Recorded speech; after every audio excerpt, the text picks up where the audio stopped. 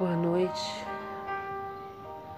Vamos começar mais um Evangelho no Lar, agradecendo a presença de todos que escolheram a nossa casa, o nosso Evangelho, para estar em encontro com Jesus.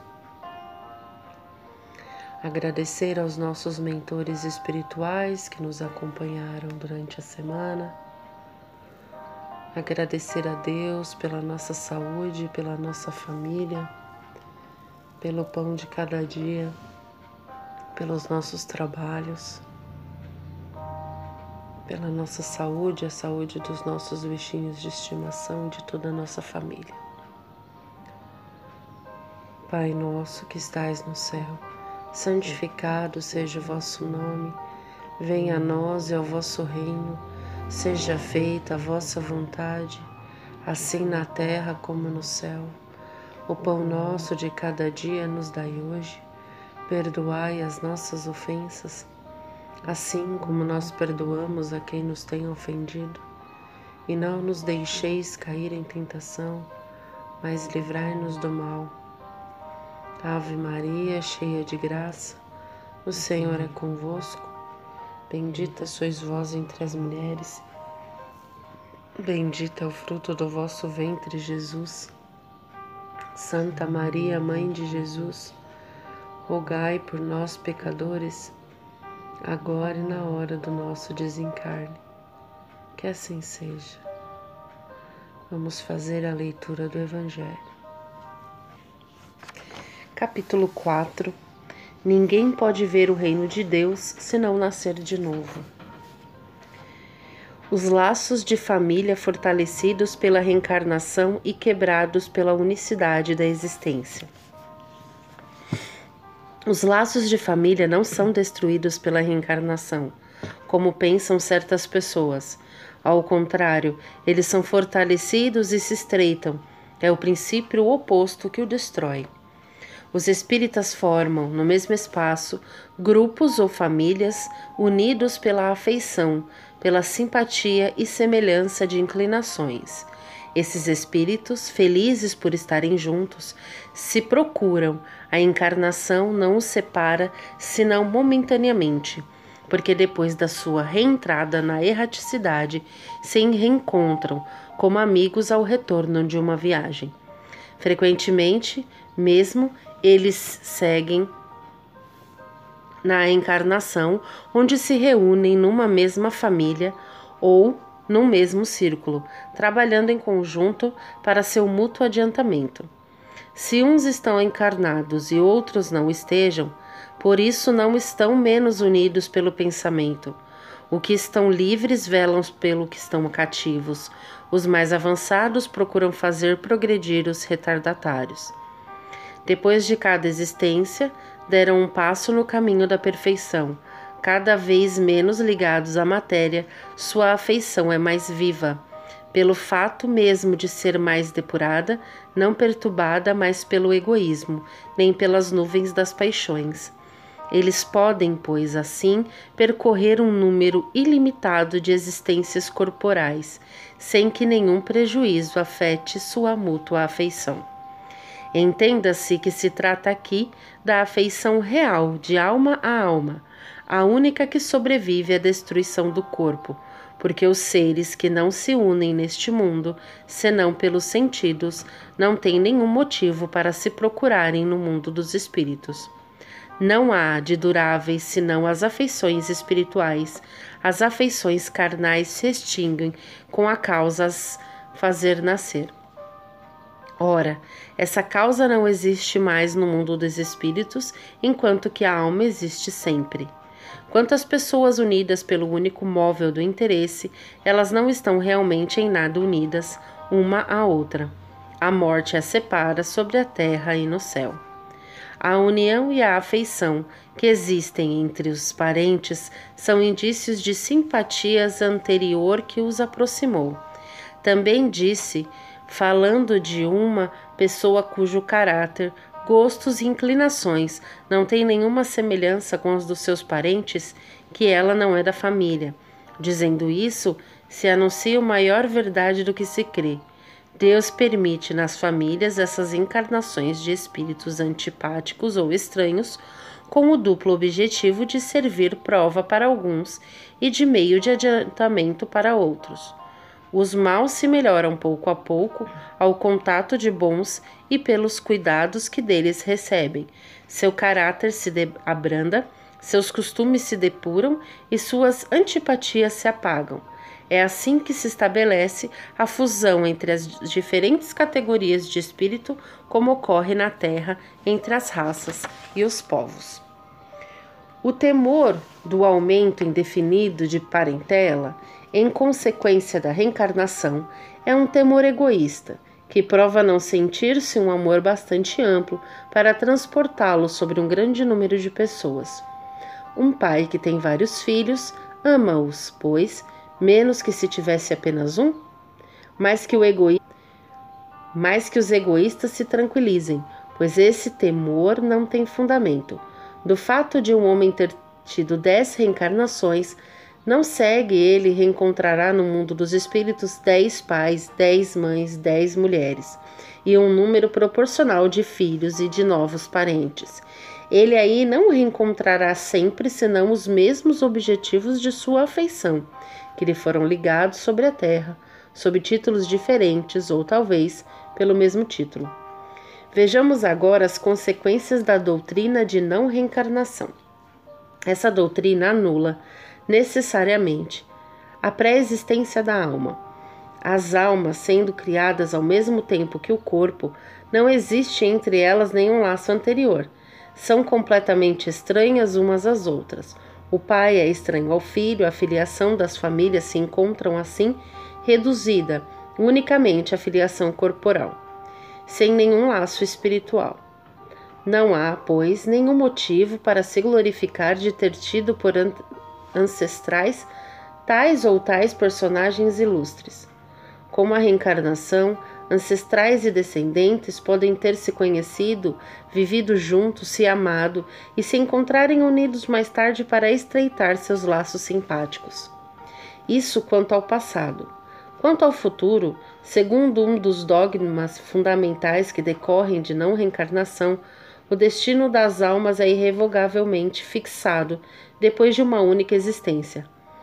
A fixação definitiva do destino implica a cessão de todo o progresso, pois se há algum progresso, não há mais destino definitivo, segundo tenham bem ou mal vivido.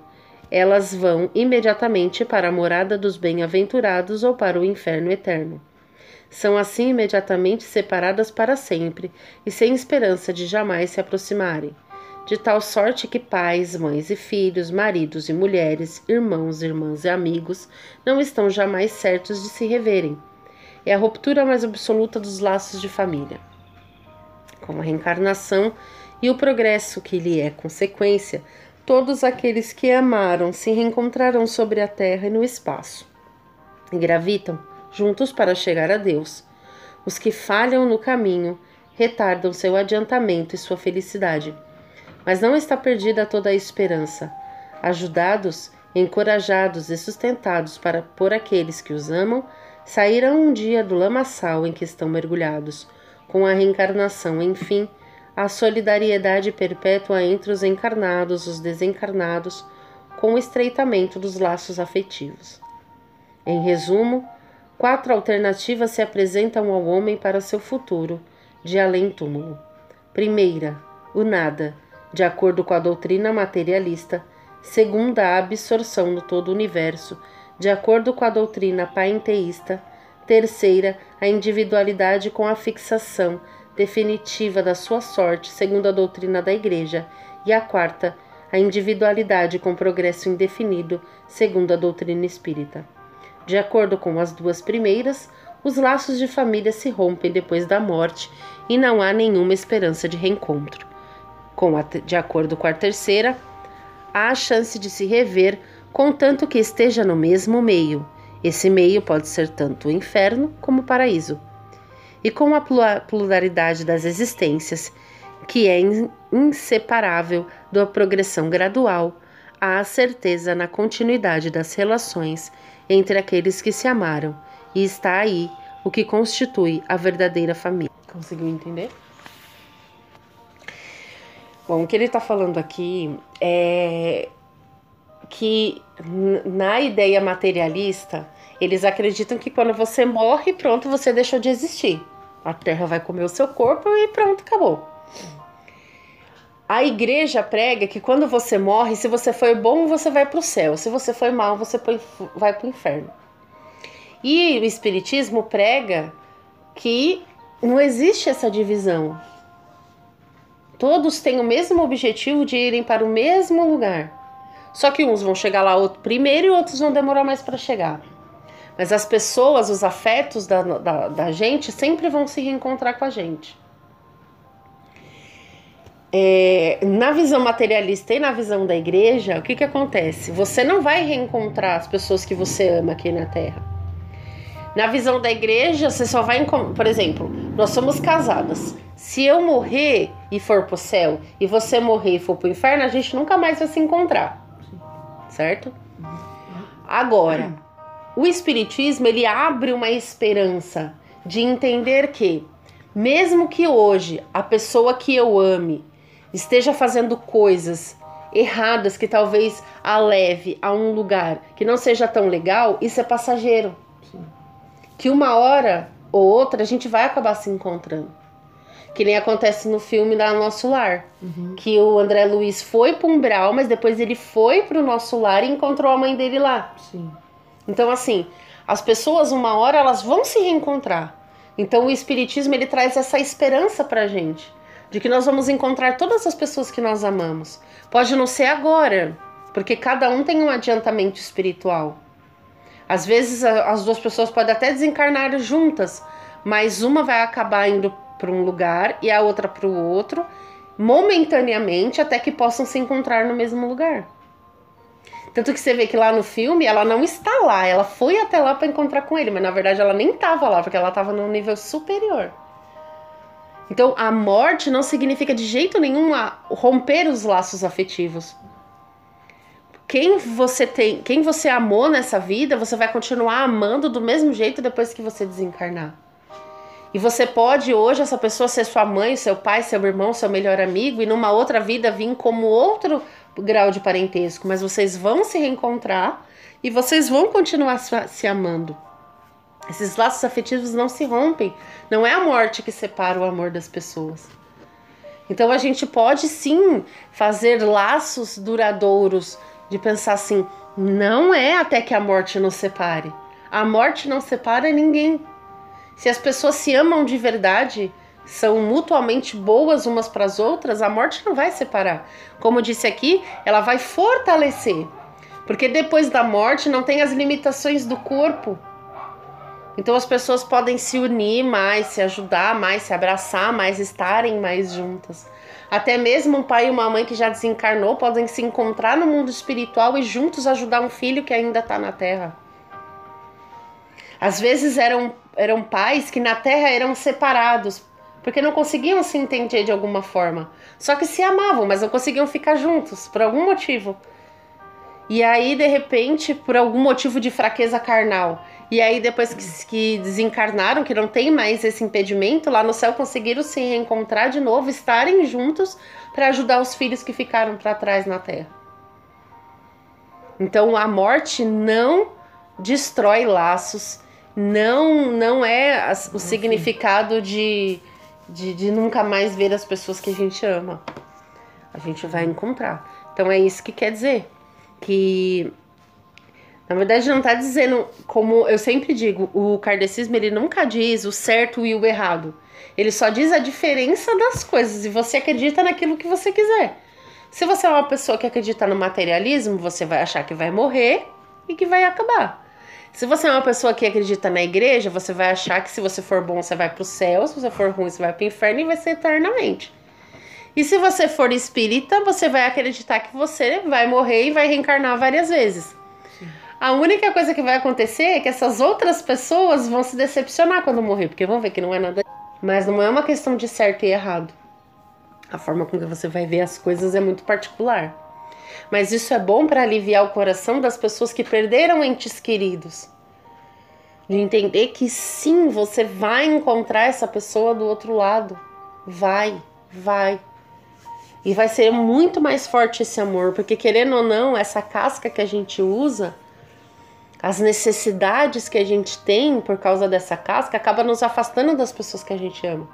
Porque a gente precisa trabalhar, a gente precisa ganhar dinheiro, a gente precisa dedicar uma parte do nosso tempo para fazer outras coisas. Agora, quando a gente não está encarnado, o nosso tempo é livre para o amor, só para amar. Amar e amar. Então é muito mais forte, as ligações são muito mais profundas. Então, um pai que passou 50 anos vivo e praticamente só conseguiu dar 30 anos de atenção para o seu filho, porque passou 20 anos da sua vida trabalhando que nem um louco, quando ele desencarnar, ele vai ter todo o tempo livre para dar atenção para esse filho, seja ele encarnado ou desencarnado. Ou seja, se você perder um ente querido, pode ser que hoje ele esteja muito mais perto de você agora. Porque agora ele pode estar aonde você está. Antes o corpo físico não deixava. Mas agora ele pode estar com você quando você vai dormir, ele pode conversar com você nos seus sonhos, ele pode te acompanhar quando você for para algum lugar. Ou seja, ele está mais próximo de você. Parece que está distante, mas não está mais próximo. Então vamos trazer essas pessoas que a gente ama e que se foram dentro dos nossos corações e das nossas orações e entender que de jeito nenhum a morte é o fim, ela não acaba com nada. Do mesmo jeito que não acaba com o amor, também não acaba com o sofrimento. Então a morte não vai eliminar o seu sofrimento, não é a solução dos nossos sofrimentos, porque ela também não vai eliminar o sofrimento. A única coisa que pode aliviar o sofrimento, porque a gente nunca deve querer eliminar o sofrimento. O sofrimento, ele é útil para que possamos evoluir. Então, no sofrimento a gente tem que entender o quê?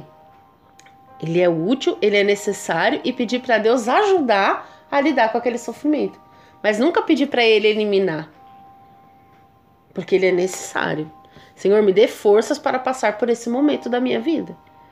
Mas nunca buscar a morte, porque a morte nunca vai ser a solução disso. Você só vai acumular mais problema. Do mesmo jeito que a morte também não elimina os laços afetivos, o amor e as coisas boas. A morte não é o fim de nada. A não ser de um corpo. É o retorno, na verdade. Você retorna para a sua casa. Sim. Porque isso aqui, como eu já disse, não é a nossa casa. A gente retorna para a casa da gente, com a família da gente, com as pessoas que a gente ama. Não é isso que a gente faz quando a gente viaja?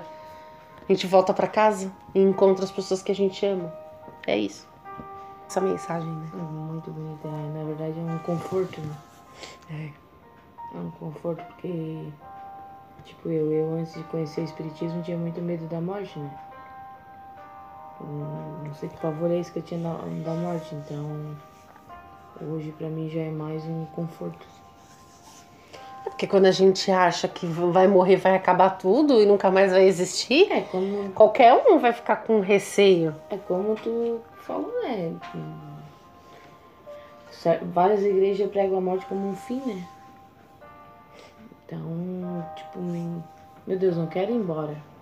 Eu tenho tanto... E é por isso que muitas pessoas acabam cometendo o erro de não, eu tô viva, então eu tenho que beber o máximo que eu puder, fumar o máximo que eu puder, aproveitar o máximo que eu puder, porque eu só tenho essa vida e depois que eu morrer já era. Então, se eu não fizer agora, eu não vou fazer depois. E não faça isso. Porque você vai ter outras vidas sim e você vai estar desperdiçando o seu tempo de evolução fazendo coisas que não são necessárias só porque você acha que não vai ter outra oportunidade. Então ajuda até nesse sentido. Da gente não se entregar às tentações das coisas ruins, achando que só porque eu tô vivo, eu sou jovem, eu tenho que aproveitar e tenho que sair fazendo tudo que é porcaria, porque senão eu não aproveitei a vida. Eu não consigo entender qual é o sentido de eu só estou aproveitando a vida se eu estou fazendo porcaria. Mas tudo bem, cada um tem um julgamento. Mas quando você para entender que isso daqui é só uma parte de toda a nossa existência infinita e que tudo que você plantar que você vai colher lá, você vai pensar mais vezes antes de tomar um álcool, antes de fumar um cigarro e antes de fazer bobiça. Verdade. Ah, não, mas eu vou fazer, porque se eu morrer, eu morri mesmo, não volto mais. Não, tudo bem. Se você for pensar assim, você vai lá, enche a cara e morre de cirrose ou de overdose. Mas e se você pensar que se você morrer de cirrose e de overdose, na próxima vida você vai trazer essa consequência com você. Você vai trazer, às vezes, até uma doença pré-existente, até um problema de saúde por causa disso que você fez. Ou seja, você vai estar dificultando o seu próximo passo. Ah, então peraí, eu vou pensar direito antes de usar uma droga, antes de fumar um cigarro, antes de ingerir um álcool, antes de abusar das coisas que vão dificultar a minha vida, as minhas próximas vidas. E também a gente tem que deixar bem claro, né? A gente tá falando aqui sobre a morte, que a morte é um alívio, que a morte é um recomeço, né? Que a morte é uma esperança. A gente tá falando isso da morte, aquela morte que a gente tá programada para ir embora aquele dia que Deus programou. E não aquela morte que a pessoa causou. Sim, que foi o que eu falei. Não adianta você claro, tirar a vida achando que você vai resolver os seus problemas, porque não vai. Você só vai acumular problema, só vai ficar longe. Aí sim você vai ficar longe das pessoas que você ama. Porque, como eu disse, às vezes a gente não se encontra naquele momento, porque cada um foi para um lugar, mas na hora certa vai se encontrar. Só que se você tira a sua vida, você vai adiar muitos anos e muitos anos esse encontro. Ou seja, você vai tirar a sua vida porque você tá sofrendo. Aí o que vai acontecer? Seu sofrimento vai aumentar, vai triplicar, vai ser 10.000 vezes maior. E você ainda vai passar anos e anos e anos e anos longe das pessoas que você ama. Ou seja, só vai piorar as coisas. Então, vai por mim. Eu garanto, a espiritualidade garante. A dor que você tá sentindo agora é grande, mas não chega nem perto da dor que você vai sentir se você tirar a sua vida. Da dor, do desespero, da solidão, da angústia, vai ser tudo muito maior. Então passe pelo que você está passando agora, firme, acreditando que uma hora vai acabar, porque Deus não abandona ninguém. E tenha fé e se mantenha firme, porque se fizer bobagem, vai piorar tudo.